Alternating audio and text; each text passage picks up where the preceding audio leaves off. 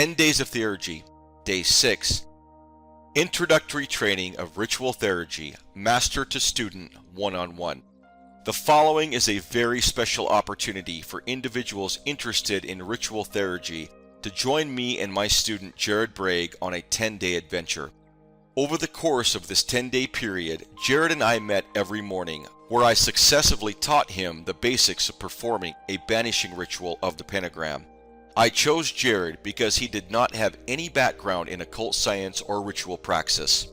For this reason, the discussions that we have over the course of this 10-day period are simple enough for anyone to follow along. This was done mostly outdoors on the bank of the Snake River, and the discussions are lively and informative, and over the 10 days performed ritual, all captured here. The ritual practices are based on a framework that is a few years older, as we recorded this several summers ago. For more updated rituals and to learn more about our programs, please visit www.divineinfinitebeing.com. I also hold yearly 7-day retreats in the month of September for those interested in a more in-depth but similar experience. For more information on this, again, please visit www.divineinfinitebeing.com. Sponsored by astrologypro.com, the #1 platform for astrologers and tarot readers to operate their divination services. We hope you enjoy this training. Alrighty, Eddie Perry is here. We are on, what is it now, day 5 or day 6? No, I think we're day 6, aren't we? Let's think. We got Tuesday, Wednesday, Thursday, Friday, Saturday. This is day 6. Holy cow, we're over the hump. Yep, we are. We're on the last 5. So we've done 5, we're on the last 5. Yep. Right? So at this point, everyone, Jared has been trained and has experienced Theurgy. Took about 5 days. For those of you that are book readers, you know that even if you're very focused, 3 days is fast to read a book. 5 days is pretty fast still. For those of you that read books consistently like I do, I'm always reading something. It's 5 days sometimes, it's 3 weeks sometimes, it's a couple of months other times. Just to read a book, to get prepared to understand a subject, is quite an endeavor, quite a lot of focus, and I encourage all of you to read all the time. It's one of the things I think as a philosopher and a theurgist, you should consistently do. Reading is its own meditation. It's not always just the information, it's the actual process. But my point is, in less time so far than it would have taken to read a book, I've been able to teach Jared enough about Theurgy and performing the Theurgic ritual of the pentagram that he's got quite the dynamic knowledge that he can now at least continue to utilize in smaller or larger form because of what he does know. And he had some questions. Jared, say hi. Hello. So Jared's here with us. He has brought his dagger so that we can banish officially. When we're banishing, we're purifying, all right? And the dagger is clearing out a number of things in that banishing. The most direct thing that it's clearing out is your psychology, is your mindset towards that energy, your mindset towards fire, your mindset towards water, your mindset towards air, your mindset towards earth. The spirit, the emotional self, the logical self, the physical self. Okay, these fourfold breakdowns you'll find in nature and in many different systems, religious and philosophical. So Jared had a few questions, so let's go ahead and answer that. Okay, so this right here, He's looking at the banishing pentagrams. Yeah, go ahead. is it this and then this? So turn yourself this way. If any of you have ever taken karate, they have what's called a 7 stance. And you kind of stagger your feet just a little bit so you could draw a 7 between them. You see how I'm doing that? And again, this is actually a martial arts stance that in karate basically exposes part of your body, but not all of your body. But that's about where you want to be. And then if you look, you draw your arms straight out. You see how in that stance, you've almost got that perfect place to do the pentagram itself, right? What I'm doing, guys, is I'm just kind of drawing a circle. Look at this circle. Okay. Do you see that circle I'm making? That's a natural circle of my arm. In fact, guys, this is the best way I've ever seen. In fact, guys, I just came up with this, but this is working really well. This really gives you the perimeter of that pentagram. Okay, so go ahead and do a circle, Jared. Okay. Kind of stand 7 stance and just do a circle. Okay, you see how you've got a natural circle there? Now, am I wanting to extend my hand out, like as far as I can, or do I want to bring it in at an angle? Your arm's going to give you kind of a natural break to a degree to give you the extension of it. So you see, like this big right here. Yep, because that's your circle. Do you see that? Okay. And you'll feel that. You'll kind of feel that you kind of come to the tip of it. I was naturally sticking my arms more straight out, so my circle was smaller. Well, and by standing the way you're standing there, what you're giving is you're giving that part of your body, your shoulder, its full circular perimeter. That's why you want to look at standing in 7 stance, honestly, is because your shoulder's towards it, but you've got the largest margin. So what we're going to do today, guys, is... When you're drawing the pentagram, yeah, the arrow shows a cross, but then you're going away from air at that point. So away from air, but then you're coming back up away from fire. That's going away from fire. That's right. But it's up. So is it this and then an you up? Start, okay, he's looking at the diagram. So you start here. Then it has you go yeah, back. let me explain. You see this? So it goes here, here, here, here, and back. You see how it kind of seesaws a little bit? So you're going here, here, here, and back. So he's asking exactly. Yep. So he's asking me how to go from the point to the point, and there's a natural experience, and it has some things to do with geometry, right? The pentagram itself is a form of geometric unity that actually develops into pi. If you've gotten into sacred geometry, you know a little bit about that. It's not super important right now. But yeah, so again, what I'm showing him right now is he's looking at the pentagram itself, and he's asking about the directional drawing of it. So watch my arm real quick, Jared. I'm going to go ahead and just explain the air pentagram. So if you're on this side, right here on the left, you're going to go across, then you're going to go straight down, then you're going to go up to the top point, you're going to go down to the bottom right point, and you're going to come back across to the point you started over there. And you want your blade to be cutting the way. Well, you want to be clarifying, cleansing, purifying. You want to be taking things away from the element of fire. You wanted to take things away from the element of air. You want to take things away from the element of air of earth, right? You're cleansing it. Okay. You're purifying it. Imagine as if you took a shower and you got all the dirt off. Do you understand? Like you're trying to get it all completely cleaned out. And where we have our most gripping concerns with each element is in our logic, is how our logic is dealt with.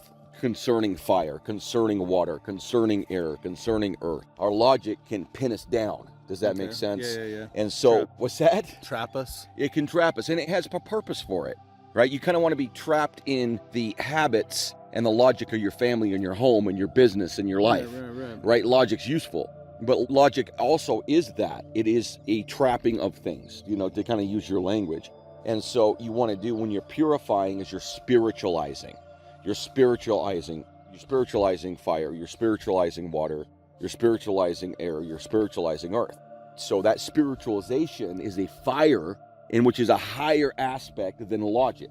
The solar logos itself that you are is the fire that you're utilizing at this point because you've already invoked it in order to cleanse the house. It's a purifying.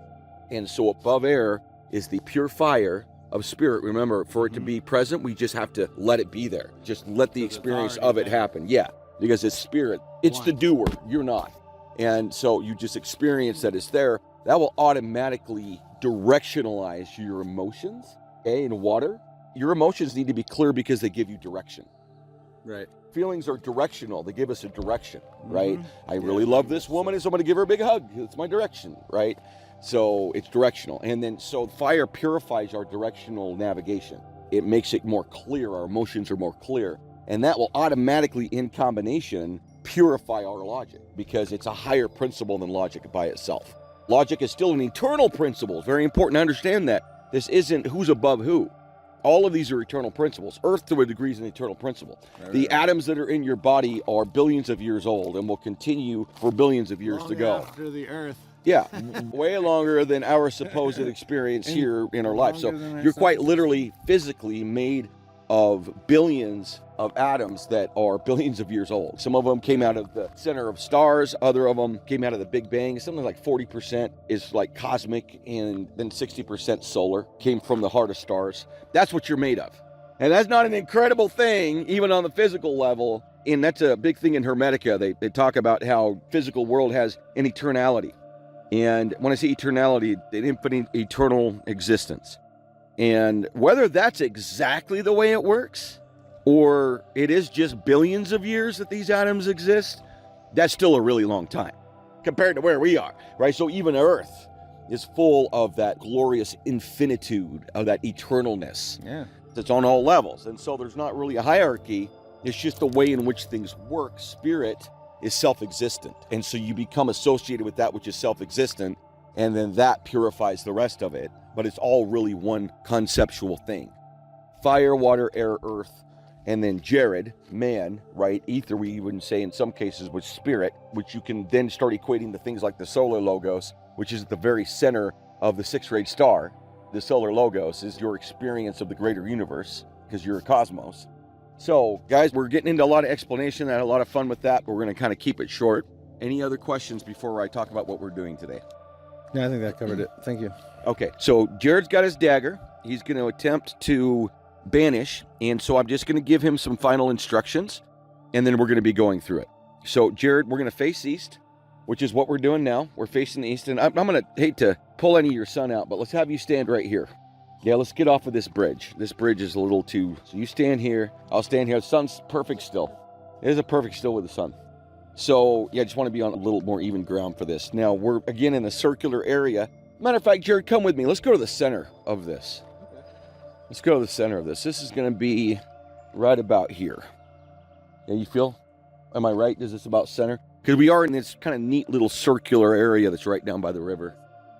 Centeredness, if any of you are looking to any of our Raha Yoga stuff, we do a lot of Eastern meditation and Raha Yoga on looking at life and experiencing life centrally, because you are a cosmos, you are a solar system, you're the solar system, right? Centered. Yeah, you're at the center of your world. And so I would suggest looking into some of the Raha Yoga stuff that we have, because we talk specifically about that. That's in the essays on our website. So we're going to do a full banishing. If you are banishing and you're trying to get to where you can do the octaves like we're doing them, everybody can do them. People do them at different levels. Okay, for certain they do them at different levels, but you can get that octave even with a quiet voice. You do want to be as sonorous as you can. What's sonorous? And that's a really good question. Jared just asked me what sonorous was. Sonorous is melody-like. So do I want to be louder or do I want to be quieter? Yeah, see, it's not about being loud. It's about being strong in your melody. You've got a strength to the melody of it. Yeah, it's sonorous. Okay. So in other words, it's full of life. It's sonorous. Like, we could talk about what sonorous means. Maybe I'll just talk like it means, right? So it's better to do like versus Yeah, I would say for certain you don't want to have a depressive tone. Almost better to do that than nothing. So you have to be, I'm glad you said it that way, because not necessarily. Okay, because my gut reaction was not really, dude. So my point is, it's not that it's not probably going to do certain things like help you clear your mind, help you concentrate. Well, hold on, let me explain. This is important. I'm glad you asked it. Your attitude and your character, we talked about that earlier. You're taking on the personification of gods to a degree. For me, it's for sure happening spiritually. So I say to a degree because principally you're learning about it and you're starting to experience the spirit of it. Mm-hmm. But when you do experience the spirit of it, it'll be like Carl Jung when he was asked in his last few years if he believed in God, and he was like, believe? And then he stops and he goes, I know. Yeah. And so I absolutely know that these divine principles are actual of a spiritual agency, and I am experiencing a relationship with them when I'm banishing, when I'm invoking. It's relational to these eternal principles and these eternal forms that have a spiritual agency. They're spirits. Mm-hmm. Like, again, one you understand really well because you grew up LDS is the Holy Ghost. Right. You guys have that rolling around, right? That's the feminine Shekinah, really. Even in their context, if they were to think about where their liturgy came from. To kind of get back to the Hebrew folk that did a lot of amazing things, and they call it the Shekinah, and it's a feminine spirit. And the way they talk about it is when they study Torah together, the Shekinah is amongst them, right? It's the spirit, just the whole thing. So the Holy Spirit, you want to have a divine energy of. The gods are of an incredible source. We could at least say that, right? They're of an incredible source. Let them be profound. Okay. Sonorous in your voice when you're banishing is an attempt to be profound as a symbolic, purposeful act so that they, the gods themselves, see through your eyes and navigate your life. Let God do the thing. The Christians talk about it that way, right? Mm-hmm. Hey, listen, man, just let God do it. Okay? Yeah. Your purpose is God's purpose. Just let him, Right. you know, Okay. let him guide, okay? You just follow God. They have a pretty strong, straightforward way of discussing how you engage it. So I love that. As a matter of fact, as magicians, if you ever get to the point where you're just feeling misguided, go hang out with some Christians. Go to a couple of churches and let them give you their perspective. And obviously they're going to think yours is bad, but They don't think yours is bad, but they'll be smiling and Depends. thinking, well, that depends you're on the skipping denomination. on the road to hell, but all right, enjoy. Yeah, you're gonna burn, but we do love you. But we do love you, and we forgive you. Oh, that's just too much fun. So my point is, what you want to do is you want to live these. You want to let their awesomeness exist. Let them be amazing. And how do you meet them? You meet them as a hero, sonorously, strongly, as if you were a Spartan going to war. Spartans love to fight. Well, and if you look at it as a warrior, which I have done and still do to a degree, you venerate certain things, okay? We're personifying gods, and we're experiencing as them in order to understand their principles deeply through relationship. Okay. And that is a providential act. That is a sonorous act. That is a lofty act. You understand? Mm-hmm. There's a loftiness to it. Think about a minstrel at the very center of their playing music, just lost in the music. They're a melody. Get the groove. Yeah, exactly. You got to get the groove. It's exactly right, my friend. That's a great way of putting it, because then you're dialed into their vibration, right? To their resonant theory is what we would say it. I like that, getting into their groove. So when I was talking about how the tone or frequency or what we're saying, the octave, right? Yeah. The reason I said purify was because I was thinking. Well, I'm glad that's coming to you automatically. I just want to say that. Go ahead. Well, I was just thinking, because it's like any instrument, with practice over time, it gets better. Yeah, that's a great place to go. Okay, everyone that knows me personally, I play guitar. I've been actually dragging Jared into different situations. Oh, great, dude. Jared used to work for me, and we'd go play music, and I was just kind of helping him learn how to play bass, and we ended up playing all the time. Awesome. Actually, he showed me how to play, and we were able to jam. And I haven't taken bass lessons. Yeah, we jammed pretty good. That was awesome. It's good to think about that for a minute, because what we're doing when we're practicing Theurgy is we're tuning up like you do when you play music. Okay, I always looked at playing music as a tune-up, because when you're playing, you can always play a little better. You can always play a little bit more on rhythm. It can always have just a little bit better energy.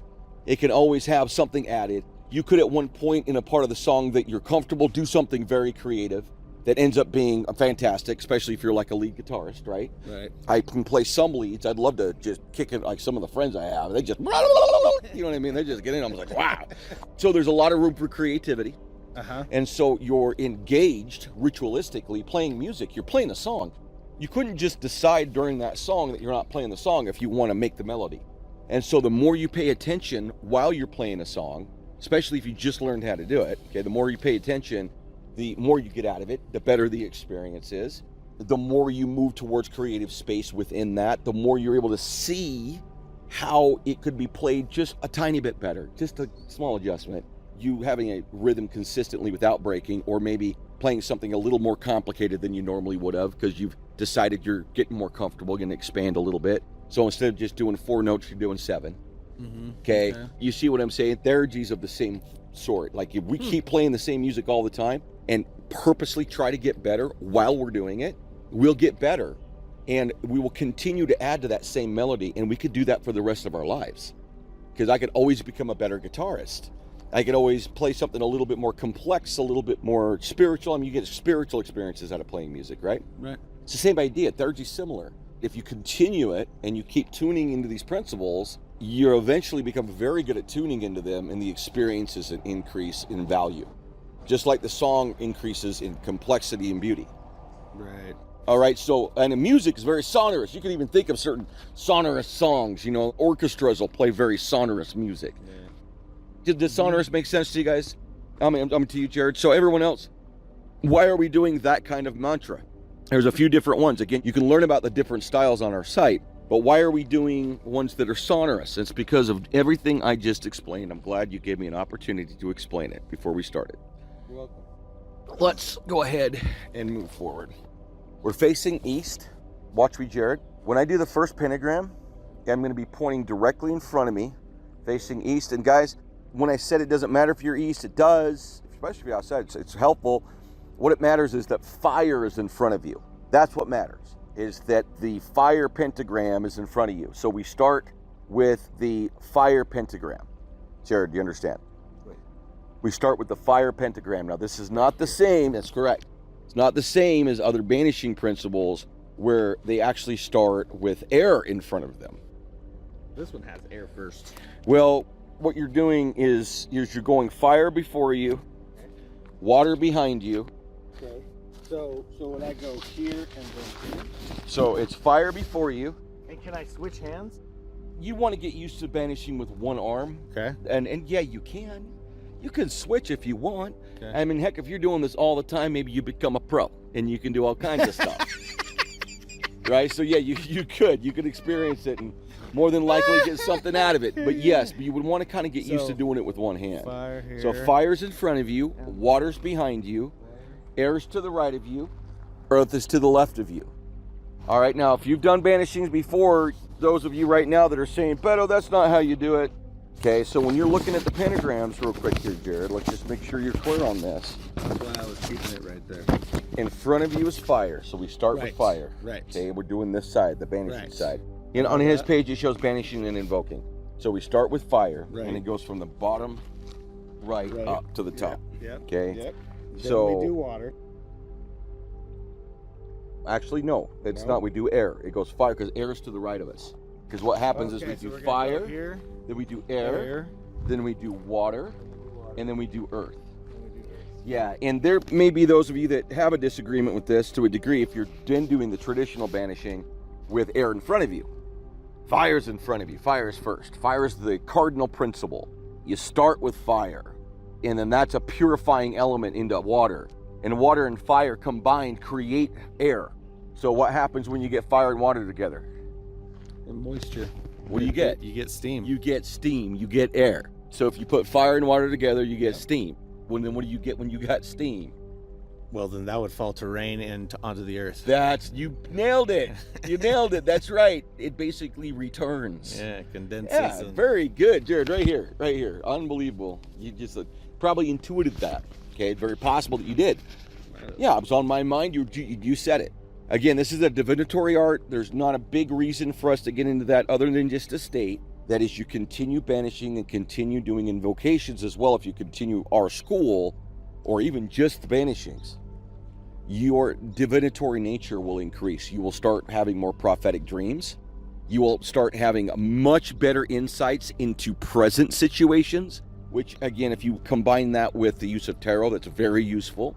But you're going to start getting more revelatory experiences happening about your life, about the people in your life, about what you should be doing with your life, about your future. And when I say your future, not just what you should do, because that is part of it, but things that are actually occurring in your future right now. You will become evidence to them in vision.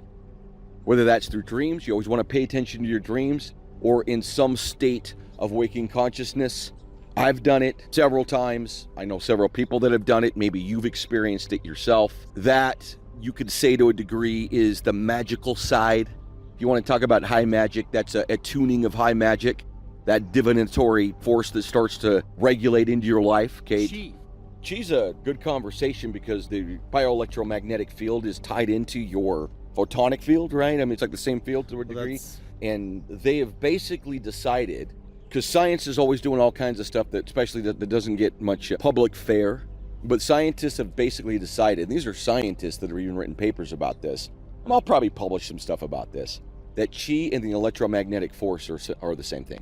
They've decided that to a degree. I mean, you've seen those monks that can like bend freaking Absolutely. rebar, And then they'll like swallow metal balls and bring it back up into their mouths and stuff.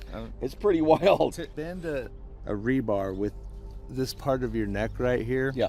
It's probably one of the most dangerous things I've ever seen done in my entire life. Let's try to stay on track. Well, no, Look, isn't that like what you're talking about though? Because like chi is a form of your body being able to focus on something and be a part of that higher magic or whatever you called it. well, let's go there for a minute, and then just so everyone knows, we're about to trail.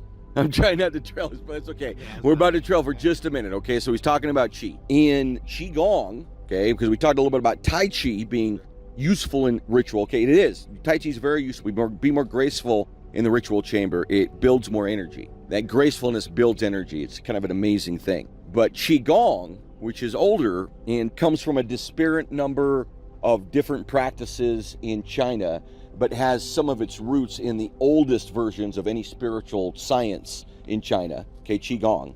Okay, Qigong is a concentration, regulation, and the improvement and also the enrichment of that spiritual being that you are, that electromagnetic being that you are. It's a concentration of solar energy. When you do Qigong, you move suns around yourself, like from your stomach all the way up very slowly into your heart, all the way up to the top of your head. So Qigong is a very similar art. But what it teaches you that I like a lot, and again, we're doing 10 days, not 25, which would be great. We could get into a lot of things. But I like Qigong as an inclusion to your practice.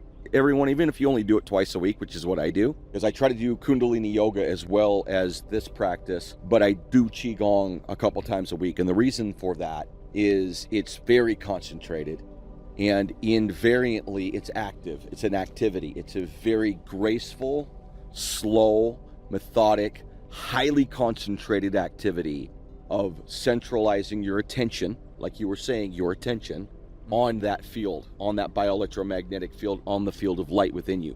A very direct concentration of awareness of development of that force. That's chi. And it is most certainly shown in studies, which I'll try to put up an essay about this, specifically about these studies. I've got them at my house in binders.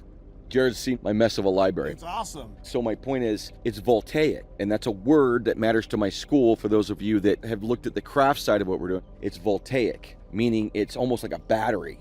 It's like a natural metabolizing battery. It's got voltage. And they've shown through other studies in transcendental meditators that you can increase that field. And that there's certain parts of your body where it increases more. Your hands, for example, also in certain areas that are related to specific chakra energies.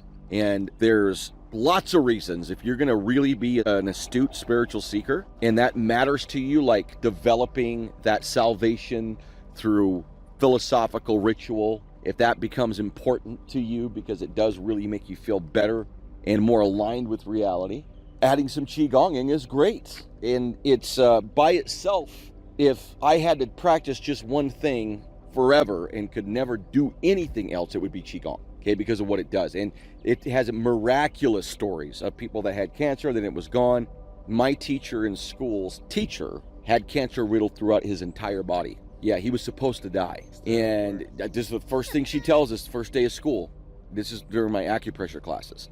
And she stated that he left from the doctor. The doctor gave him 6 weeks to live. He submitted himself to a Qigong master and just said, please help me. Lived with the Qigong master. 6 months later, went back in. Half of it was gone. A year later went in, it was all gone. And they were kind of upset. He ended up getting escorted out of the hospital because he was in there saying, you gave me 6 weeks to live, it's gone. And he did that through Qigong. So we're big believers in energy medicine, everyone that's on this call. We're specific about that. It's not just everything. We're very specific about what I think there's value in. But Qigong is most definitely a great practice along with Theurgy, because you are working with the same kind of energetic, objective reality. A bioelectromagnetic field's objective. Photonic field of light is objective, it's real. Right. And those are anchors for you in the midst of doing this, because you are light. right, as you're going through this experience, which allows you to experience the luminous body in a realistic, objective way. Which, when you do experience it, there is no way to deny it. These are undeniable experiences as you go forward. I could ask you right now, even in the simplicity of what you've done, and I would say, Jared, if you were going to tell me how to balance and align yourself with God, what would you say? I was going to balance and align myself with God. What would I say? I'd have to unify myself with the one so that I could then experience the light body and absorb the knowledge from there to understand God's will and be a part of it. I think that's a fantastic, very complete answer.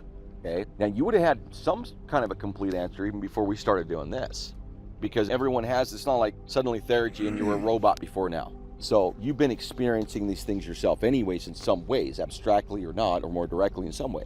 I talk about how I still think I'm trying to catch up to my spiritual mother, who is deeply spiritual, very Mormon, but deeply spiritual. I still think she's more advanced than me. So I never taught her Theurgy. But let me tell you something, her conviction, dangerous. So my point is, you've had a way of thinking about it, but you used new language probably. I need to unify. I need to have, right? That was definitely new. So my point There's is... a few things that were new. There's a few things that I feel like I understood before. Yeah. I agree, after all the conversations I've had with you. So, but you see, you're getting new language by doing this. I'm getting new experiences. Well, there's the experience itself, and then there's how it causes you to look at the world differently and act differently after. Well, that's true. Your character. When unity, you have to take into account your thought process in relation to loving thine enemy. There's one, sure. That's a big one for me. That's a great one. That one was very Christian. I love my enemy sometimes. It's a hard concept. That's a very, very difficult one to do, for sure. Hard That's for certain. But unity, circle the wagon on that. Unity, you would have to have that. You get that now. Yeah, you super get it. Yeah. There's some singleness to it, for sure, 100%. So you got to understand it from everybody's perspective. Jared, we're going to go ahead and get started. You understand how the pentagrams go? Dude, I just thought of something. A Hitchhiker's Guide to the Galaxy. The Galaxy. That's an old one. Yeah, go ahead. All right, let's do Theurgy. Normally, your dagger, while you do the invocations, would remain on your altar. You don't have an altar in front of you. Oh, okay. So if you can, either put it in your pocket. If you want to sheath it and put it on the ground. Use it? Well, no, you're going to use it once you get to the pentagrams. You'll pick it up. But during the invocations, you don't want to have your fingers to your forehead with a dagger, like cutting your hair.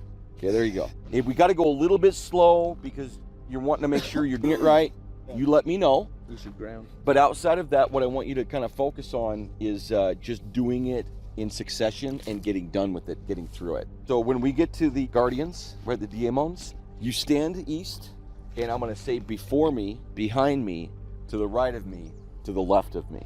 And so you just need to focus on resonating their name with me. You've been doing the resonations. Okay? Right. They're all similar. Eros, Irene, Janus. It's just the same kind of resonation. So we're going to go before me, behind me, to the right of me, to the left of me. Fire, water, air, earth. And remember, the guardians are, and it's easier to think about it principally sometimes than spiritually. And this is dominion, right? Mars and Aries. Dominion. We can go into all that kind of stuff later. Fire. So fire is dominion, water is love, air is peace, earth is change. Okay. So you just think about those principles, and that's what the guardians are composed of in their eternal forms, in their eternalness. And if you need guardianship during the day, what do you need? You need love? Do you need peace?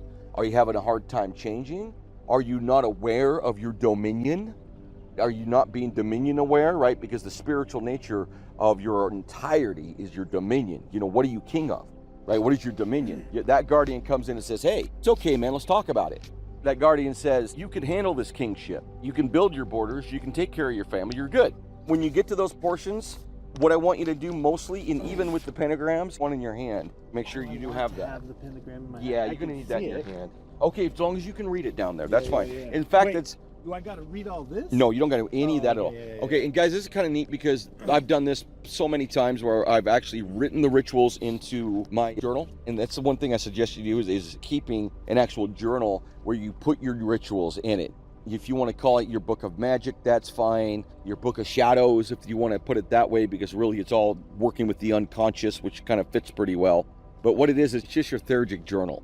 You should rewrite all of your rituals by hand, even if you're following the ones on our website. Draw them out, write them by hand yourself, put them in your handwriting. There's a whole reason why that matters as far as its viability and its connectivity to the self. Is there an essay on it?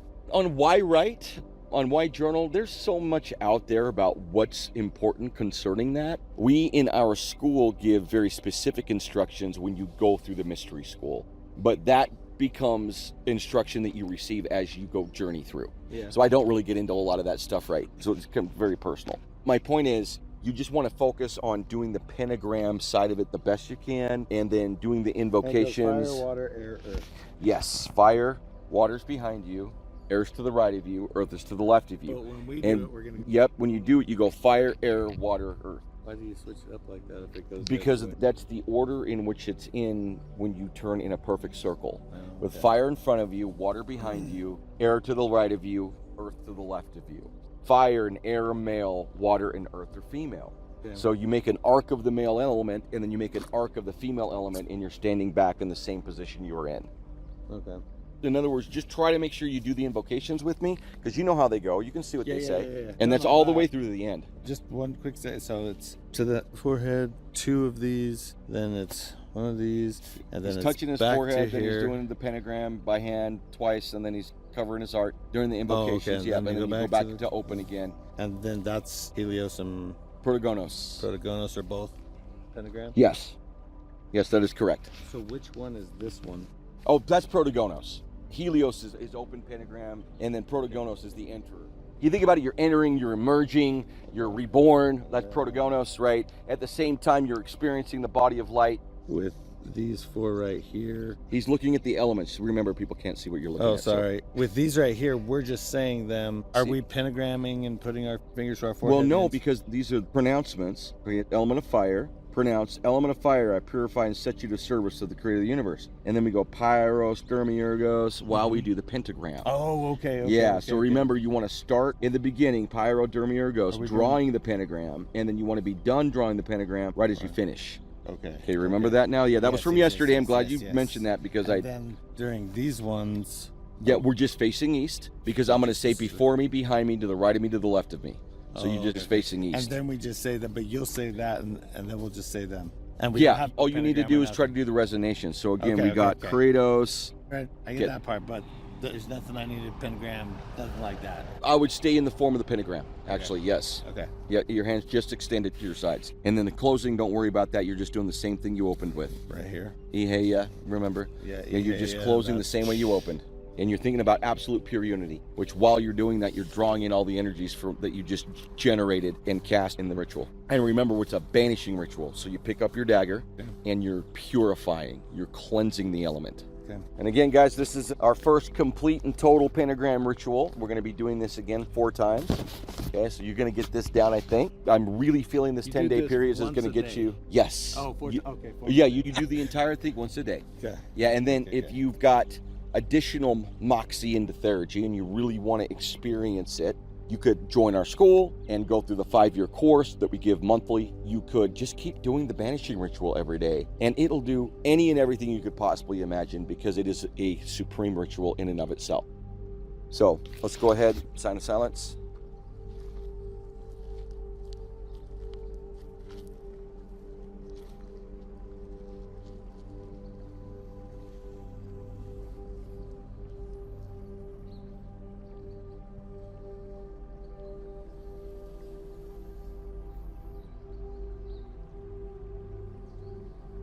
Hand on your lower belly, both hands, fire breath.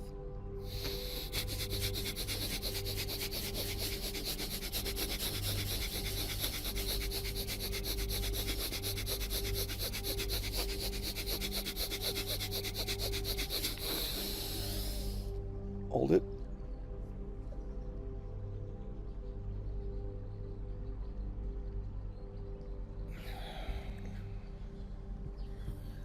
Aheya, sonorously. Listen for the octave.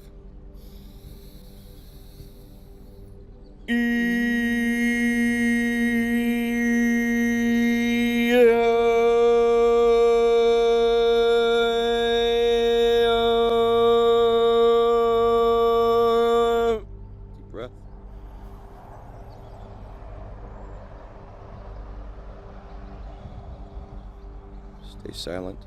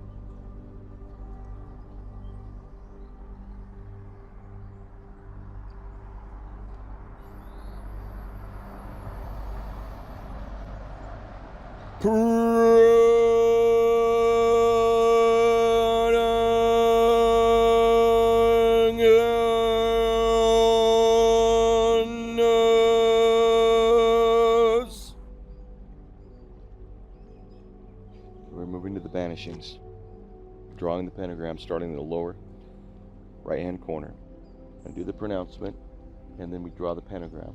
Element of fire, I purify and set you in service of the Creator of the universe.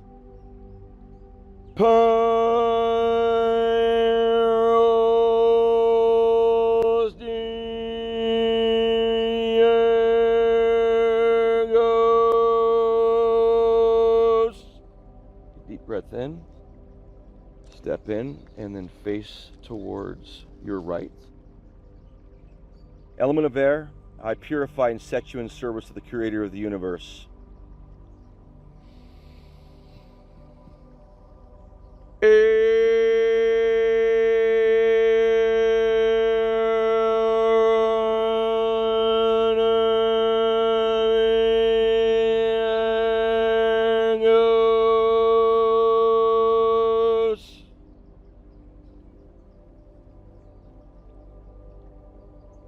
Now, I've suggested before, but we're just going to kind of go more naturally.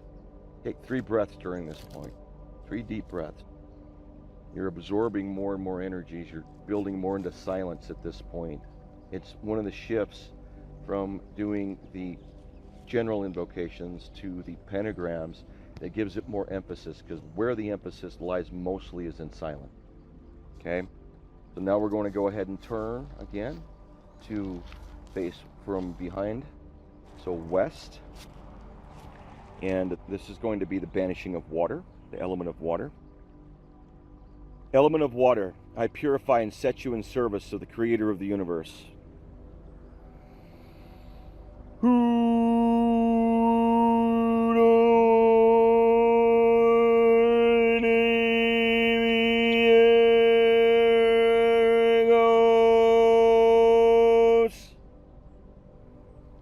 Remember, you're purifying, you're banishing, you're using your dagger, drawing the pentagram, and the Creator of the universe is drawing that pentagram with you, creating this force between you, the microcosm, and the macrocosm, and that's where in flux these pentagrams are drawn.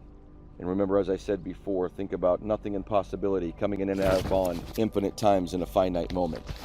Right? It's that energy, that building up energy that's creating that pentagram. All right, go ahead and turn.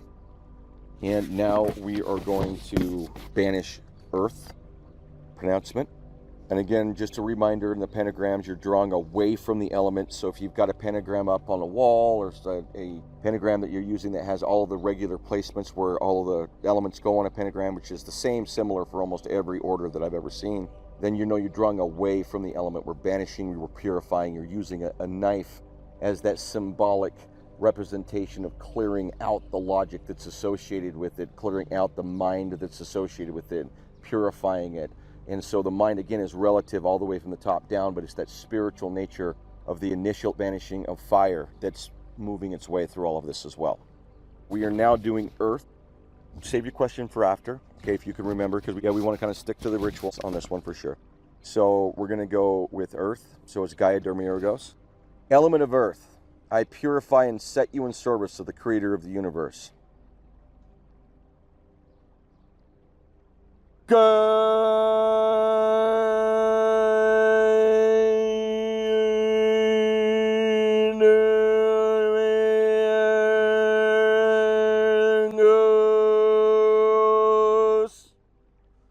Turn around and face east. And at this point, you would put your instrument of art back on your altar, but for you, just put it down. Sign of silence.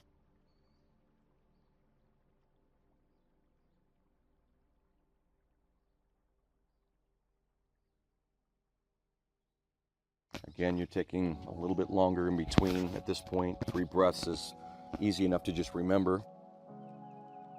And now we're going to invoke the guardians. Position is pentagram. First is fire. Mars and Aries, Kratos. Kratos, the dominion of spirit. Thee I invoke.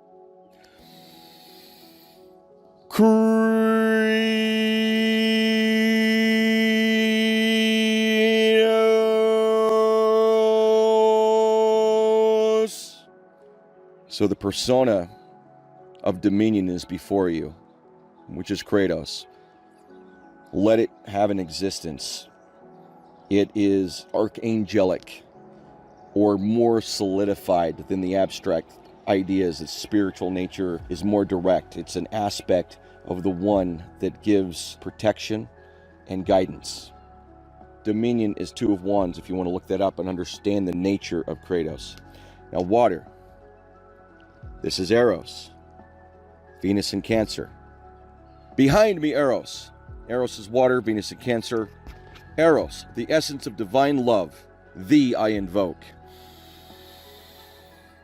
Eros.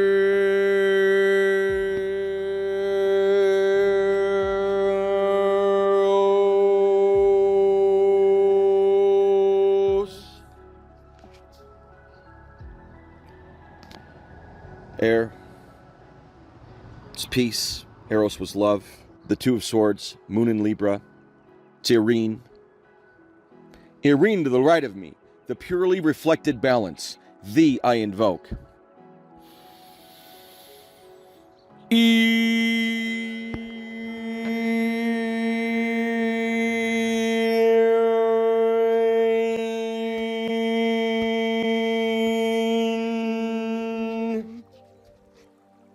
Earth, Janus.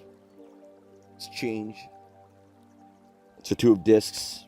It's Jupiter in Capricorn. Janus to the left of me, the stability in changing form. Thee I invoke. Janus.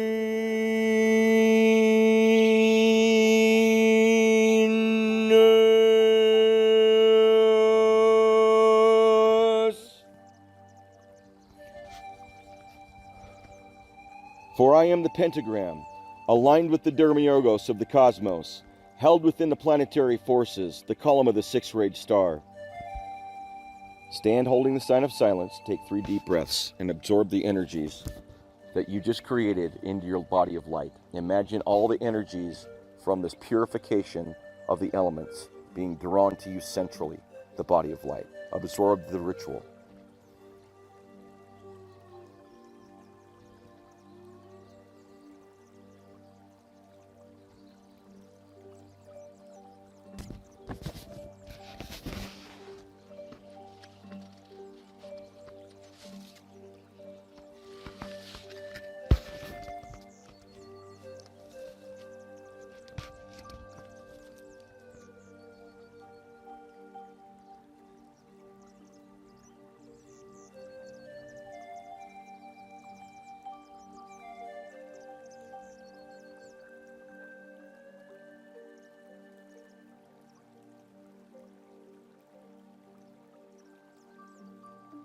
All right, and then we just close.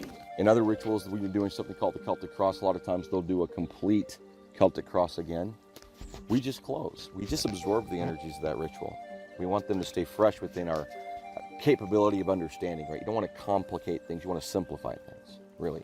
As complicated as this feels, it's going to start feeling like a simplification of things. You're going to love it. But we just close with a Heya, right? When I'm banishing, I normally do it one time. You might want to combine that, doing it 3 times with invocations. And I've been thinking about that, you know, all the advice I've given on invocations in general. What it is, you want to change an invocation to be a little bit more than a banishing ritual. If you're not comfortable doing 3 resonant divine names every time, just switch it to 2, or maybe make certain ones 2 or 3. It's an increase is what you want to do when you're doing invocations, so that you have a separation from the way you banish, just slightly by increasing it. And if for me, 3 times is a lot, but I'll do it, especially if I'm doing a grand invocation. I want these energies to be higher than they are now. So we're just going to close. We're done. We're going to go Heya. Ready? Put your hand back on your forehead.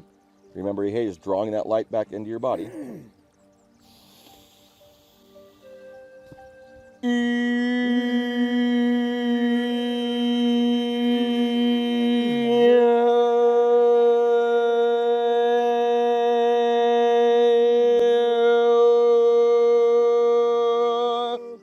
Sign of silence.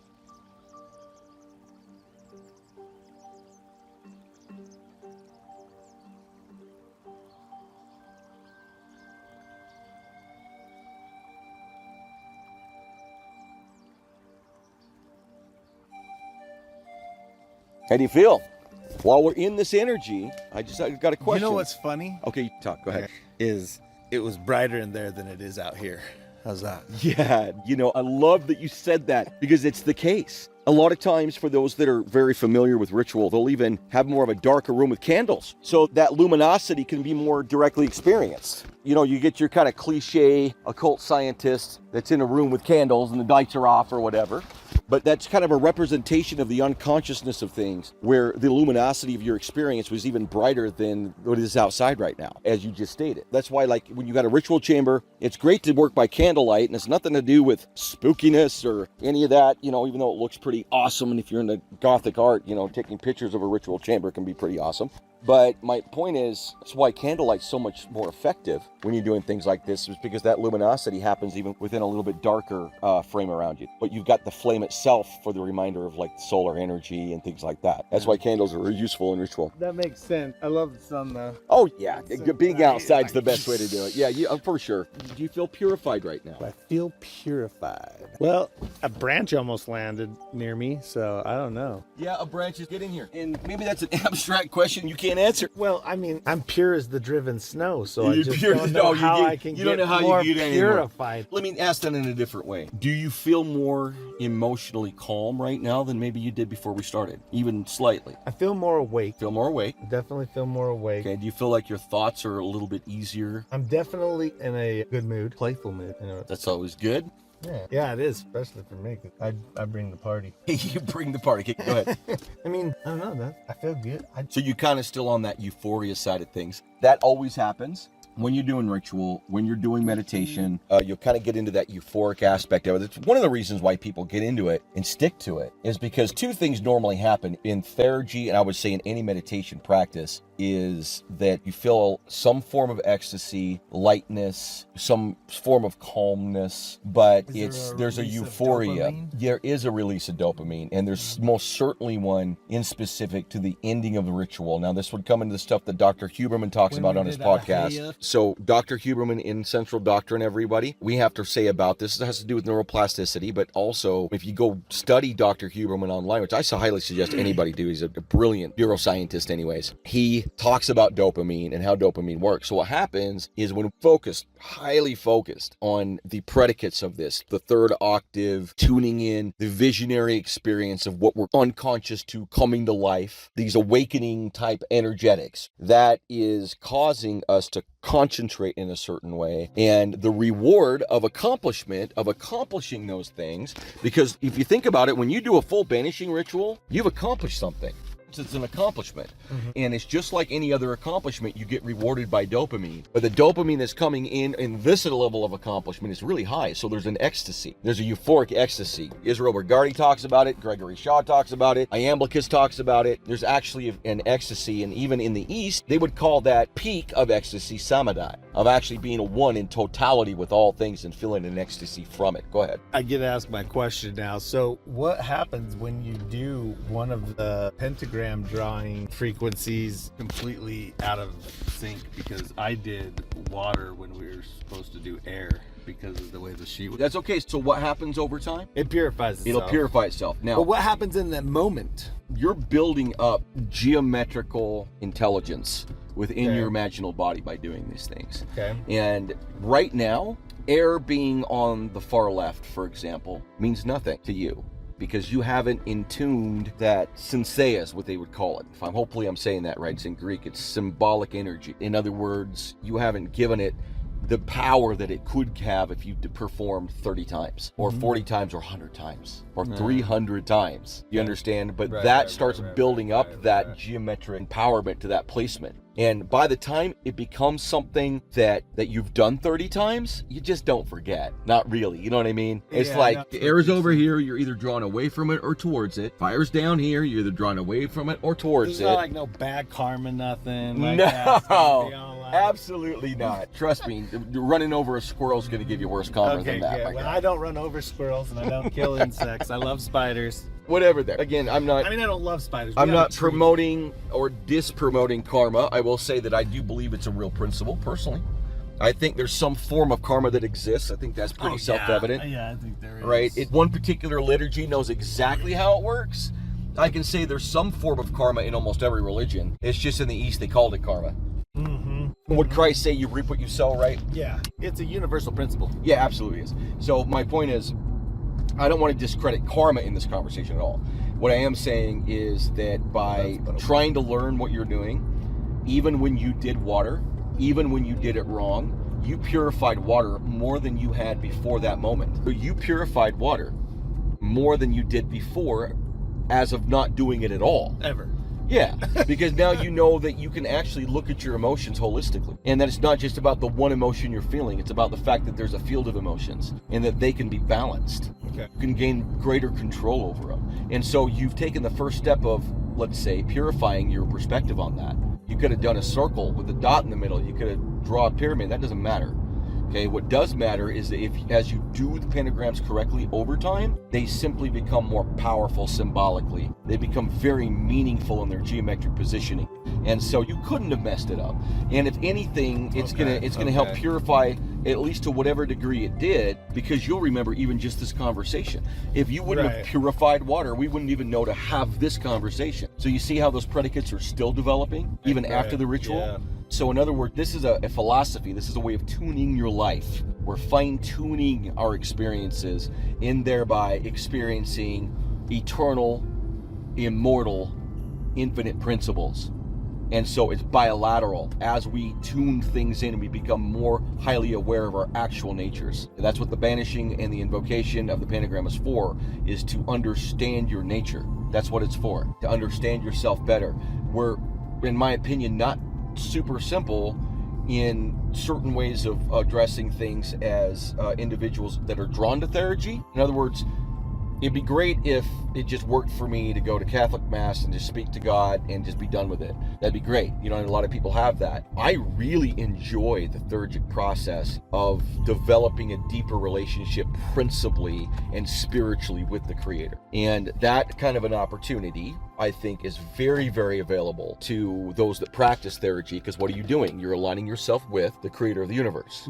Metaphorically, if you just want to look at that as some kind of a parody, doesn't have a reality to it, you're still going to do much better by considering yourself a miniature creator within the macrocosmic creator's order. You're a microcosm within the macrocosm. I believe that's an actuality, that we actually become Theurgic and we start to practice our own demiurgy, right? It's the Demiurgos, the creator of the universe. We have our own personal universe that we have in our life, and we are a cosmos. We practice demiurgy, which means that you are a creator. You are a universe. You are the center of it. Your family's in it. Your worship's in it. Your whole life's in it. You're surrounded by your life. Yeah. And so you can't love another if you can't love yourself. You want to work from a position of, what would a creator do if they created me? And you're like, well, I created this offspring, your children, right? You created them, right? How would you want a creator to interact with you in the way that you would then mirror and interact with them? Like, if you want to know what the creator of the universe is like, what is it like to be the creator that you are, caring for the things that you care about? Your family, your life, your future, following your shine, you know what I mean? Being individual, being creative, flowering in life. That's how you would see it for yourself and for others. You can very well say, being a reflection, as we said before, that even from string theory, we're a reflection of the greatest boundary. So those things that you're enacting in life are more than likely related to the way the demiurgos itself, to whatever degree in its vastness, is doing whatever it's doing, and that you are part of that. You are in fact an expression of it, and all those things that you are doing are its expression. And so you can start looking for what it is that the demiurgos would have of you by looking at what you would have of yourself and what you would have for your children. And so you align with that. You can call it one thing or another. You've got to have some kind of philosophy about it, because once you're aligned with that divine will, aren't there things that are a waste of time? There are things that destroy your universe, and you can start ordering right and wrong pretty easily, just naturally. Maybe you follow a philosophy of stoicism. That helps a ton, in my opinion, if not completely helps a man, at least, for sure. Or you follow some discipline of psychology. The more you're doing those things, the more you seem to be in control of your life, and the clearer you see things. Theurgy is a way of going through that process of philosophizing about life, so that as you go through life, you become more and more aligned. And for you, at least for me, it's important that the predicate has also the spiritual agency of an actual creator exists. In Theurgy, the gods are real, but the unity of those gods, the totality of those gods, is one thing. Even in the Vedas, they say that. All of these gods are really just one. It says that in the Chaldean oracles, "Oh, you fools, do you not know all things are from one fire?" You become a perennialist, because that way you allow all things, and you're more concerned about the spiritual nature of things and the rightness of things, as opposed to the exact logic on one side and on the other side, because logic definitely is absolutely divine and necessary. It's a product of the logos, of genius, right? But it's also part of what can entrap us in a way if we don't have a spiritual nature and a purified emotional body, because logic can lock into all kinds of stuff and even turn into insanity, honestly. And that's the level where it happens. It's like the most organized level and the worst also at the same time. That's the mind. Really? Yeah, it's the mind. It's either a monkey bouncing all over and making your life hard. Well, here's the thing, is it's either out of control or it's directed. The mind does one of two things. I do love having the monkey too. The monkey isn't unimportant. What it is that play, that Leela, right, that aspect of it should be directed. Because what happens when your kids, as teenagers, go to college, right? You want them to have fun, but you also know that's the path to destruction. You know both. It's dualistic. Right. It's like you want them to have a great time, but you certainly don't want them to be freaking drunk every single night, 2 o'clock in the morning, getting picked up by the police. Yeah, you follow what I'm saying? So my point is, Theurgy is a way of organizing, and you got to live by some kind of philosophy. Theurgy by itself is a form of philosophy that, in my opinion, is best understood by studying other philosophies as well. One of the reasons why the Neoplatonists incorporated Stoicism, because that has that more standard, straightforward logic. Now, Stoicism really is almost pure logic. They haven't looked deeply into Stoicism. There's all kinds of spiritual stuff, like they talk about sympathies that exist in the world, and that we can come to understand those sympathies, and that we've got access to certain things like divinatory power and things like that through these sympathies. But, for those that get into Stoicism, they're more like, yes, it's just, how to live a good life, how to stay stoic. It's like, well, you go back to the Stoics when they existed, when they were most popular, and they followed a format that we're following here with our school, everyone, and that philosophy and religion, to a degree, with all of its other predicates, is of a divinatory nature. Like, you get into those things, you're able to divine clearly what it is in your life that you should be doing, to the point that you start to have visions of your future. Even in dreams, you'll see the future. You'll become precognitive. And these experiences really do happen more for those that tune it in. They just do. That's an argument that we're not going to finish today. But that's what Theurgy is all about, is by aligning yourself in totality. But it is a divinatory art. That's how you want to think about it. It's oracular. Divining? Yeah, well, that's what it is. It's a form of divining. Absolutely is. It's a divinatory art. It's oracular, which means it's oracle based. meaning that by getting into these energies, you can have visions of things that are either just principal visions of that unconsciousness of yourself coming to life, or it could even be of physical things that happen in the future, especially in dreams. You'll start seeing a lot of that. I wrote an entire article on Joseph Smith and self-revelation and why, if you're LDS, you don't need to abandon certain things if you decide you want to try Theurgy or you want to be religiously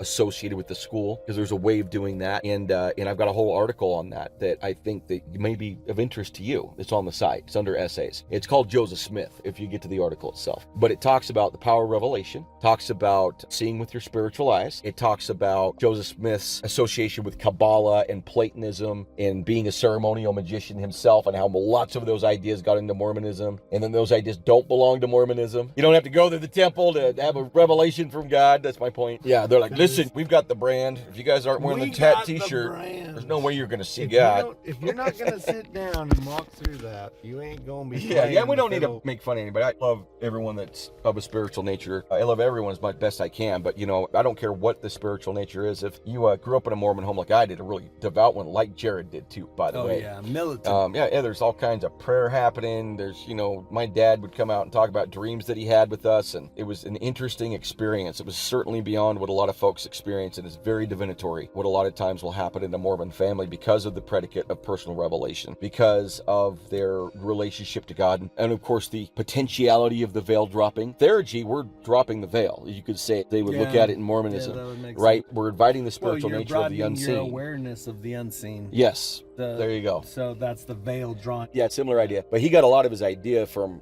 Kabbalah, and probably fairly standard Kabbalah, which if you stick to the standards of it, it came from Platonism. And Platonism is the same framework for Neoplatonism. And Kabbalah more than likely was more influenced by Neoplatonism and even potentially Iamblichus that we follow. And it's tenfold tree of life that's got the 10 Sephiroth in it. That's just Platonism. That's what that is. That's where that came from. Anyways, not to get into all of that stuff right now, it doesn't matter, but that is a great article if you are LDS and you're listening to this for the first time or used to be LDS. I mean, we have a chapter in Salt Lake City, and so we run into LDS folks a lot, and we grew up in this area, which is very, very LDS, and I can tell you there is absolutely no reason to think you cannot continue developing a deep spiritual relationship with the cosmos. I mean, there's just no reason to believe that at all. And there's certain things in your training, whether you highly associated with it or not, that actually helps you understand this better than others that may be introduced to this from a more standard Christian background, which is great too. But it's just, you have certain advantages in this space because of what you learned and where these principles came from. For example, Joseph Smith's Jehovah was the actual Demiurgos. He borrowed that from Platonism. If you remember in his deal, he talked about how the Jehovah built the universe. Came in and built the universe, and that Jehovah has all future, present, and past all at the same time. The exact same explanation that is given to the Demiurgos in Platonism and the one in its totality of being outside of space and time. So he borrowed that. So everyone love LDS stuff.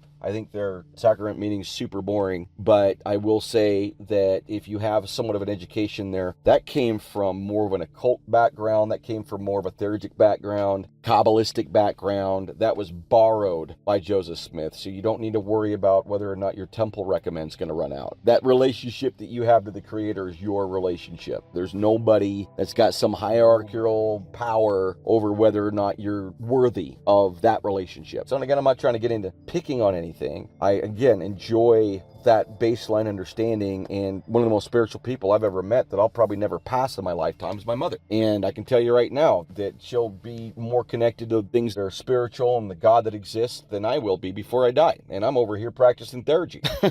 She's LDS. Does that mean that I think that we should all go be LDS? Absolutely not. It has nothing to do with the poetic liturgy of use. It has everything to do, in my opinion, of seeing the poetic liturgy as it stands as inspirational, revelatory, different peoples at different times, and to stay perennial about it, that we can learn from everyone, right? That's what's important. All right, Jared. I agree with you. So we did our first full ritual, a little messy. Jared has some great questions about it. Tomorrow, Jared, what we're doing when we get together is we're going to go in reverse for the next 4 days. That means is there is no questions.